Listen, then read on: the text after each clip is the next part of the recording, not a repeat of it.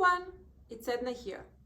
Today I'll talk about what it means to be a musician, a classical musician.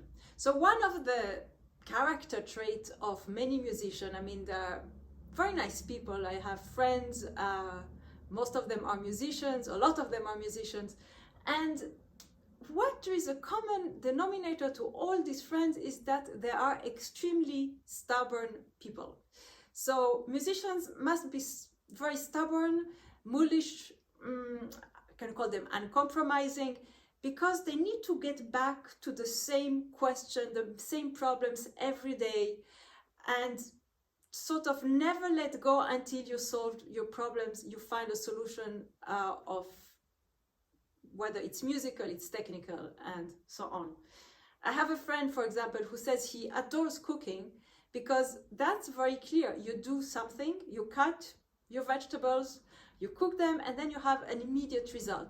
Musicians, sometimes it takes time until you see the results, and you need to be very, very stubborn in order to keep going at what you're doing and never let go until you're happy with your result. So I'll explain a little bit more on this quality, or probably it's quite difficult to live with also, so you can look at it both ways, and we'll look how it can be expressed also in music. So now I'll take perhaps the composer which is the most well known for his bad temper. It's Ludwig van Beethoven. Ludwig van Beethoven was well known for a very hot temper. Part of it due to the fact that he was deaf and there was a sort of misunderstanding between him and society. But part of it is just also his character. And so Beethoven really takes a piece, for example, and he really gives vent to this, what it means to be obstinate. So Beethoven takes this piece called Alla Ungherese, quasi un capriccio, also known as the rage over a lost penny. And so you can immediately put a picture. This piece is about Beethoven's rage of a lost penny, but that's something that's, again, a metaphor. You could just look at it as a stubbornness or something, where did you put your keys? A hot temper of somebody who's losing his patience, but is keep going on the same question and over and over and over again. So how is it expressed in music? So first thing, we have a theme.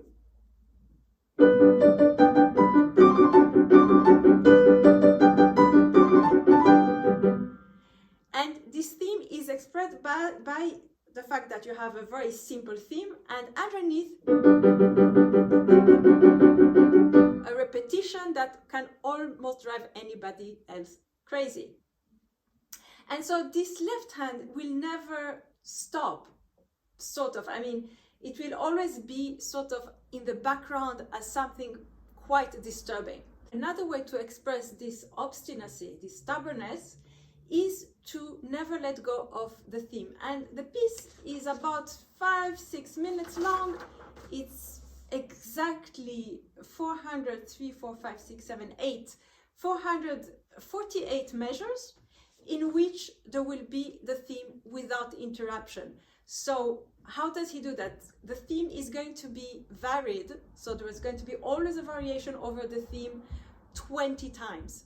Sometimes it's going to take even very long. The theme is usually 2 times 4 measures for the first part, 2 times 4 measures for the second part when it is exposed. But after that, it keeps changing, and sometimes it's going to be developed, and sometimes it just takes part of the theme, then it develops this part into 20 or 30 measures. So how to play it is always to think, okay, what is the difference between this variation to the next variation? So for example, the first variation,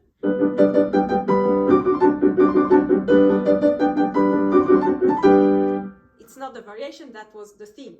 The second time it comes, he puts the octave, the repeated notes in the left hand, a whole octave lower.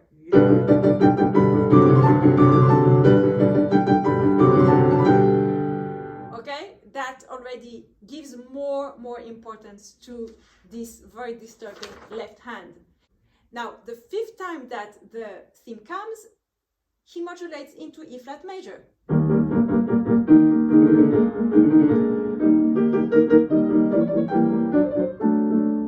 And then back to the G major for the 6th time. Now it's interesting to think what is the effect of the modulation in the 5th time that he brings this theme. And of course, in the 6th time, he also adds grace note.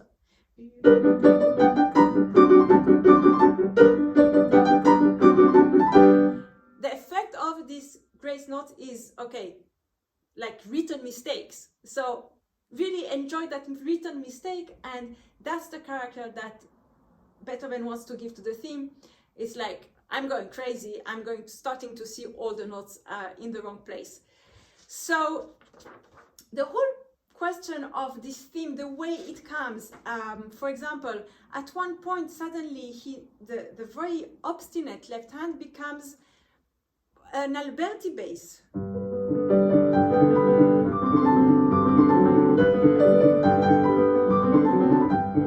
As if in the middle of the piece he thinks, okay, I'm not getting what I want, so let's try nicer ways. So getting the Alberti bass was a way of calming down the craziness of this variation, but basically it didn't really help.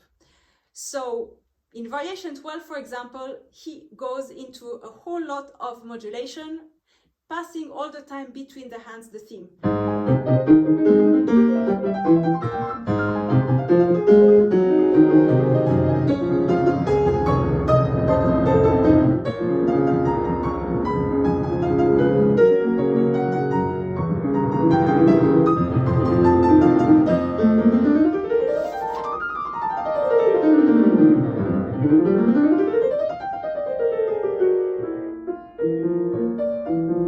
Whatever you cannot get with fourths, you might get with honey, so the variation number 13 is very dolce.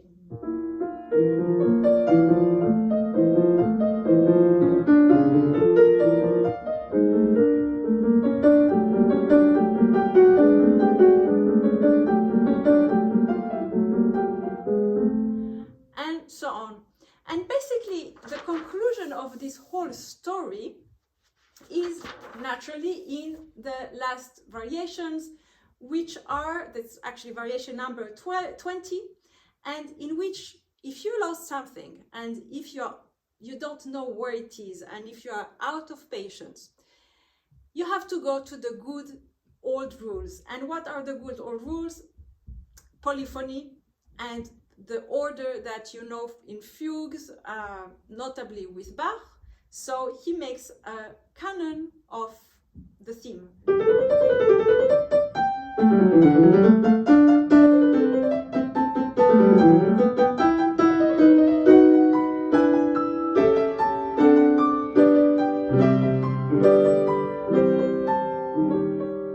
And I don't know if he found it, but at least in variation 21, he sort of calms down and sees the end of this predicament.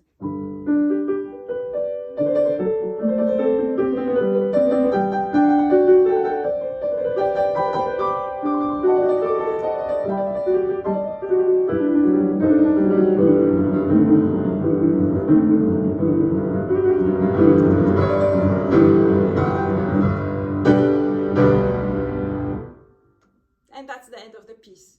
I don't know how to interpret the end of the piece, if basically he found what he was looking for or not, but that's the story of the obstinacy of Beethoven. So I hope you liked this video, and I'll see you next time.